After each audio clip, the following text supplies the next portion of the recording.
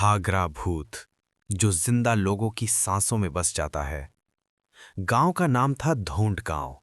चारों तरफ खेत, आम के पेड़ और बीच में एक टूटी हुई मिट्टी की सड़क जो सीधे शमशान तक जाती थी। लोग कहते थे, सूरज ढलने के बाद उस रास्ते पर मत जाना, वहां हागरा भूत घूमता है। मैं कभी इन बातों पर विश्वास नहीं करता था। मेरा नाम है रोहित। पर जिस रात मैं हंस रहा था, उसी रात मेरी जिंदगी खत्म हो गई। मैं शहर से गांव लौटा था। दादी बीमार थीं। रात करीब 11 बजे बिजली चली गई। अचानक एक अजीब सी बदबू, ऐसी बदबू जैसे सड़ा हुआ मांस और गीली मिट्टी मिल गई हो। मैंने खिड़की खोली और तभी देखा, शमशान की तरफ एक झुकी हुई काली परछाई चल रही थी। उसके पैर घसीटते हुए चल रहे थे। छप छप छप। दादी कांपते हुए बोली, हागरा आ गया। दादी ने बताया, सालों पहले एक आदमी था हागरा लाल, जो लोगों को जहर देकर मारता था और लाशें शमशान में छिपाता था। एक दिन गांव वालों ने उसे जिंदा चलाया। मरते समय उसने चिल्लाकर कहा, मैं मरूंगा नहीं, मैं हर सांस में लौटूंगा। उसका शरीर तो जल गया, पर आत्मा सड़ती रही। अब वो बदबू बनकर आता है। जिसे वो सूंघ ले, उसकी आत्मा पर कब्जा कर लेता है। मैंने सोने की कोशिश की, तभी छप छप, जैसे कोई गीले पैरों से फर्श पर चल रहा हो। कमरे में बदबू तेज हो गई।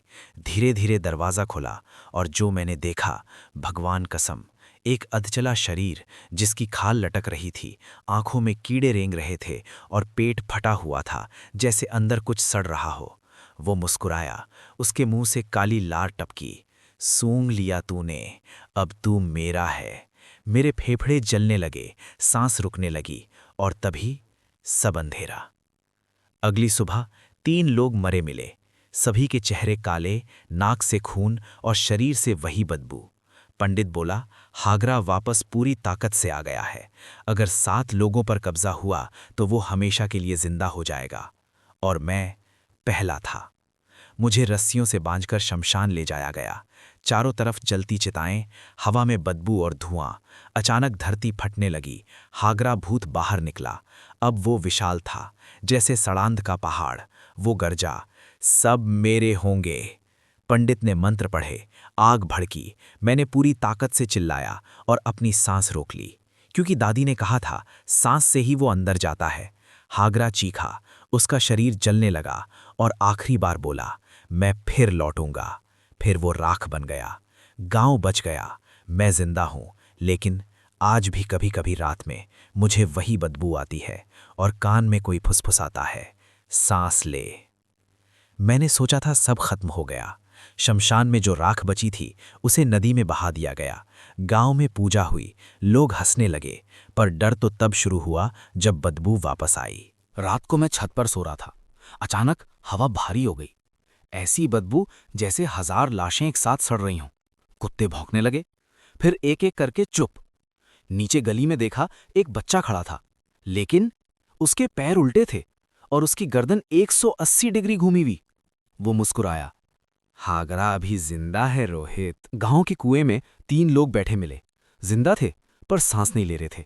आंखें खुली, शरीर सड़ता हुआ। डॉक्टर बोला, ये मरे नहीं हैं, इनके अंदर कुछ और है। पुराना साधु आया। उसने बताया, हागरा की आत्मा जली थी, पर उसकी बदबू नहीं। अब वो शरीर नहीं ढूंढता, वो आत्माएं सड़ाता है।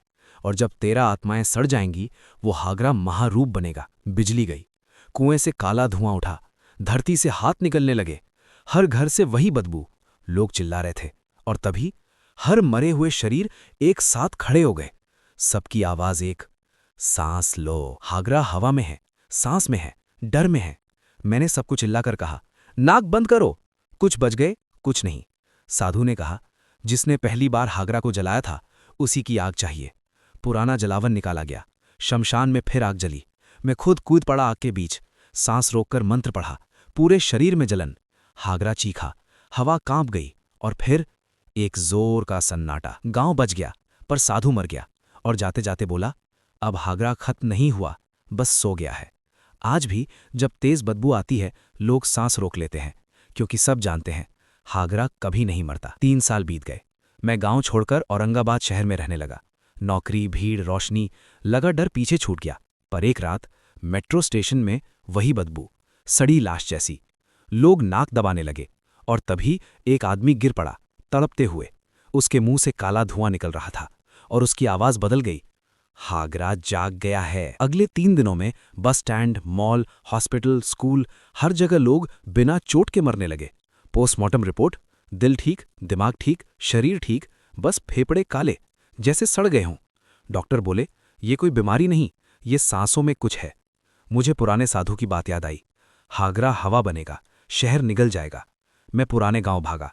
शमशान की राख फिर से काली हो चुकी थी और उस राख से एक चेहरा बन रहा था, मेरी शक्ल में। वो बोला, तूने मुझे आग दी थी, अब तू ही मेरा रास्ता बनेगा। हागरा को अब शरीर नहीं चाहिए, उसे डर चाहिए। जितना लोग डरते हैं उतनी तेज वो बदबू फैलती है, और जितनी बदबू उतनी मौत। पूरी दुनिया उसका भोजन बन सकती थी। मैंने शहर के रेडियो स्टेशन पर जाकर लाइव बोला, डरना बंद करो, नाक ढको, सांस धीरे लो, ये बीमारी नहीं, भूत है। लोगों ने सुना, डर थोड़ा कम हुआ, बदबू हल्की हुई। हागरा चीखा, पूरा शहर गूंज उठा। एक ही तरीका बचा था, अगर मैं खुद डर से मुक्त होकर हागरा को स्वीकार कर लूं तो वो मेरे अंदर आएगा और मेरे साथ खत्म होगा। मैं शमशान गया, राख में खड़ा हुआ, गहरी सांस ली।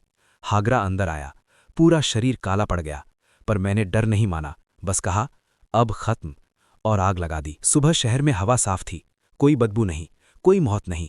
मैं नहीं बचा, पर दुनिया बच गई। आज जब कभी किसी जगह अचानक सड़ी बदबू आती है, लोग कहते हैं गैस लीक होगी, पर कुछ बूढ़े धीरे से बोलते हैं, नहीं, हागरा सांस ले रहा है।